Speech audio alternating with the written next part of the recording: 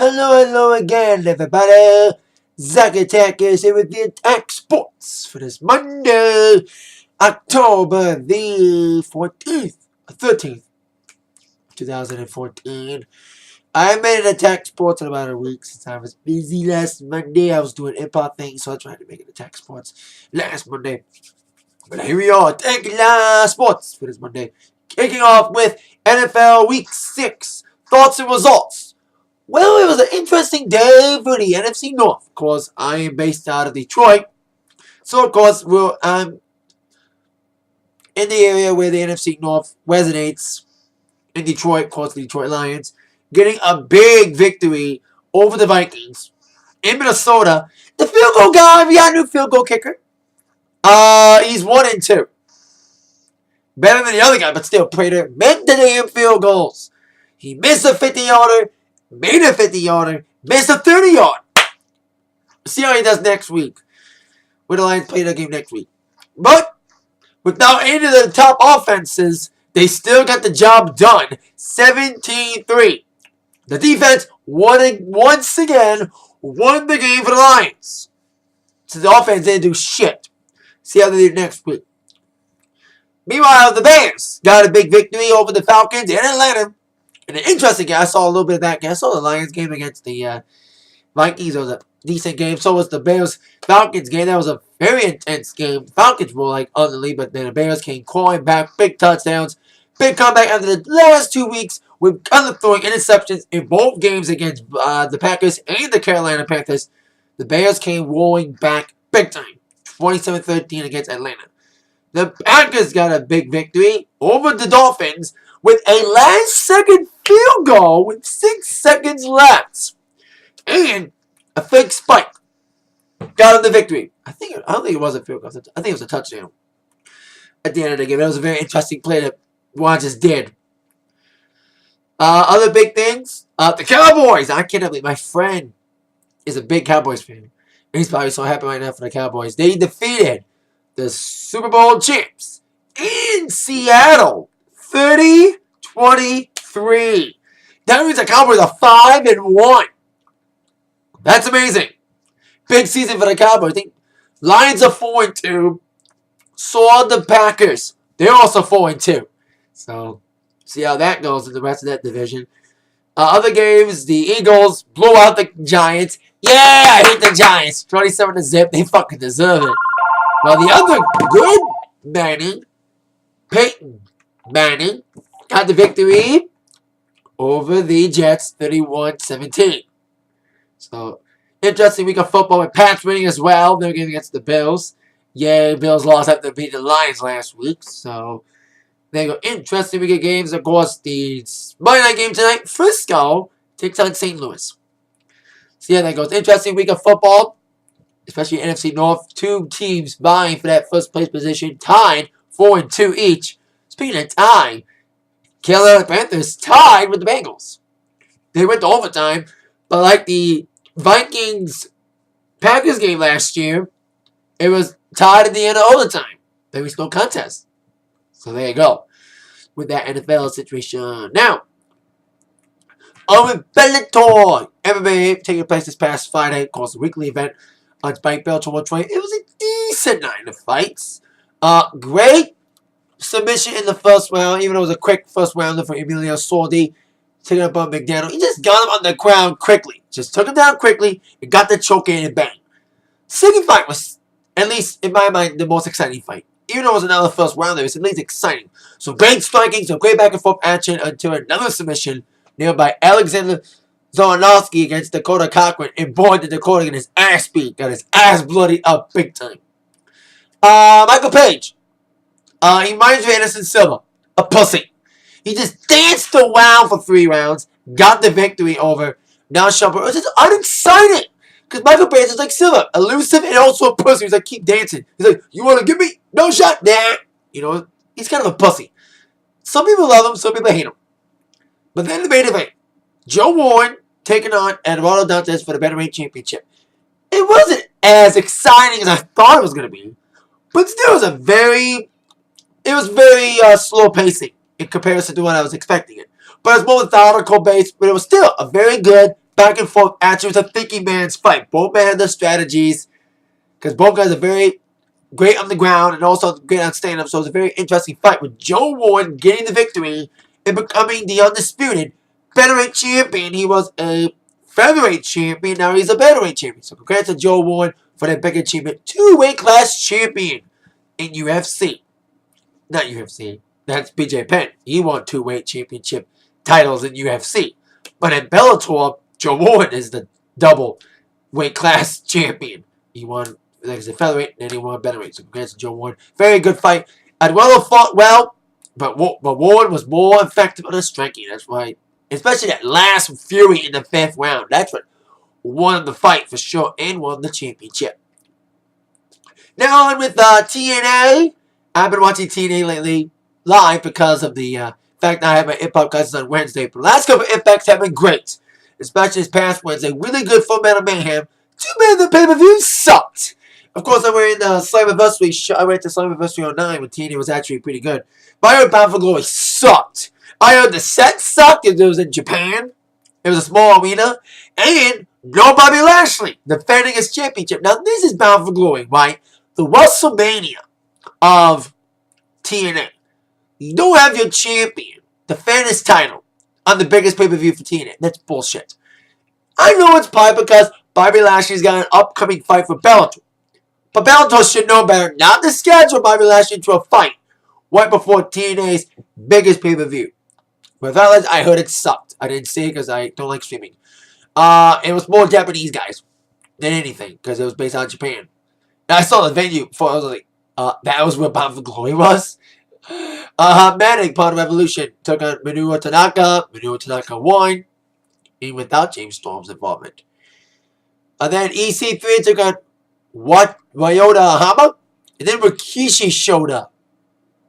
Or tried to do like Rikishi, with EC3 getting the victory. Damn, will EC3 get defeated already? Come on. I know he's been undefeated for a year, but he needs to fucking lose. Bad. Then we have MVP taking on Kazuma Sakamoto with MVP getting the victory. Samoa Joe defending his X Division Championship against Low Ki and Japanese wrestler Kash Hayashi. Joe retained the championship. I bet you that fight was pretty good. Triple threat. You know, I bet you that fight was pretty interesting there. Then, next fight on call, we had a couple Japanese guys, Andrew Wu and Haijo Del Pantera, taking on Kuroshio Aikman, Jiro, Gairo, need to pronounce the name right, and Yusuke Kodama. And Jiro Kodama got the victory. Then we had a big match. Tommy Dreamer of Biz taking on T3D in a hardcore match. The newly inducted Hall of Famers T3D got the victory. I heard they mentioned New Japan, but it was blooped on the American pay-per-view because it was taped in advance. I can't believe the Knockouts main event of the pay-per-view.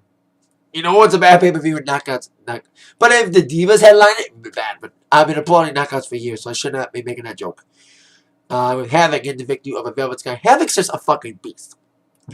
So, and I think Havoc's next opponent is Madison Rayne. She won a number one contenders match last week on Impact. So Madison Rayne is next on Havoc's hit list.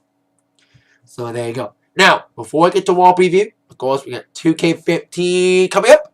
The new video game coming out in just a couple weeks. And we know that the video games have always had music. They've always had music in the games for years. But now, for the first time ever, they're actually selling the music as a soundtrack. And also for the first time ever, a superstar picked the soundtrack. John Cena personally selected the songs for the soundtrack. But the biggest treat, especially for people like me who's been hating on Cena ever since he ditched the rap gimmick, he's finally rapping for the first time in 10 years. He's got 2 new songs on the soundtrack with Wiz Khalifa, All Day and Break. The songs are available on iTunes for pre-order. And I applaud Cena for his choices of the soundtrack albums.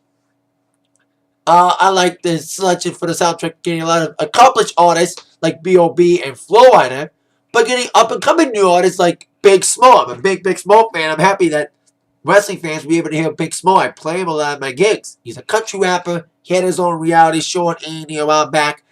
It makes sense for Cena, who's creating a soundtrack, to create a playlist with rap in it. You know, B.O.B.'s in the soundtrack, so it's Flow Rap and a country rapper, Big Smo. That's on the soundtrack for the songs that won't be on the soundtrack in stores, but it will be in the game, including Florida Georgia Line. They have been involved in WWE recently. They were on Night of Champions. You know, both Advanced Sevenfold's on there and Rise Against. They're not in the album, they're in the game. Of course, the soundtrack album will be out, like I said, October 21st is when the album comes out. And of course, the game comes out on old-gen systems, Xbox 360 and PS3 on October 28th, and new-gen system, Xbox One and PS4 on November the 21st. So there you go. Cena creates the soundtrack and performs his first rap songs in almost 10 years with Wiz Khalifa. Speaking of Cena in pay-per-views, on with Raw preview tonight. Will Raw be as good as last week? Probably not. Last week's Raw was because I missed Raw because of my Impact thing last week, so I didn't get to watch Raw live. I got a DVR and board. It was an intriguing Raw or what? Especially the big surprise with The Rock coming on. That was, of all Raw Smiths live, it was The Rock coming back. But here we go with this week. Top 4 questions that must be answered tonight. Question number 4. We'll go down with reality stars showing up. Well, we have a couple reality stars showing up on Raw tonight. We have Nene Leakes from the Real Housewives of Atlanta. And cross promotion with USA Network, Chris Chrisley. Of course, the star of the USA reality show, Chrisley Knows Best, which new season premieres this week, I think, is showing up on Raw tonight. Makes sense to have cross promotion. USA is the home of Chrisley Knows Best. And Real Housewives of Atlanta, it is on Bravo, which is owned by Universal, who also owns USA Network. Really cross-promoting. So there you go. See how they get involved backstage and all that shit. Question number 3. Will The Rock show up? Easy question. No. It would be intriguing to see The Rock take on Rusev, especially after that segment last week. It was well done. And you may make fun of The Rock all you want for being a part-timer, but you cannot deny that every time The Rock comes back, the crowd eats everything up, especially the crowd in Brooklyn. And great timing for The Rock to come out, especially that stupid midget match. I applaud the fans in Brooklyn for chanting, "This is stupid." Sticking it to WWE, sticking it up their asses. Thinking we would like this. We don't. Fuck the midget shit. Sorry, but it's just not a cup of tea. We're not trying to be lemons. So there you go. Speaking of that, no more Kathy Lee and Holder appearances. Sorry, didn't work. But Joe London's appearance did well. I know they're trying to promote breast cancer stuff, but trying to incorporate celebrities in that, but the fans don't like it, especially the hearts. See how that goes tonight with the cancer stuff. Question number 2. World go down between John Cena and Dean Ambrose. Now, since they have, speaking of pay-per-views that don't have their main champions defending their titles, of course, since Brock Lesnar's not appearing at Hell in a Cell, the only major feud is John Cena and Dean Ambrose. Of course, I'm hearing it's a contract on a pole match. Winner gets Seth Rollins in Hell in a Cell. Dean Ambrose needs to win. Dean Ambrose and Seth Rollins. If you've been seeing my Raw reviews, it needs to be Rollins and Ambrose in Hell in a Cell. I do not want to see Cena and Rollins in Hell in a Cell. I hope people bring signs that say, if Cena wins, we riot. There will be a riot if Cena wins. It buries both Ambrose and Rollins. I don't want him to bury both of them. We want to see the ultimate payoff for Rollins and Ambrose. I've been saying it for weeks. That Rollins and Ambrose in Hell in a Cell has to happen. Fuck Cena. In question number 1, will any matches be made for Hell in a Cell? There's only 2 matches made for Hell in a Cell. We're 2 weeks away from the pay-per-view. We only have 2 matches made. Cena and Ambrose, and of course the winner of that match taking on Rollins. I mean, maybe Ziggler and Cesaro in an IC title match. That would be great, especially if it's one-on-one and Miz doesn't get involved.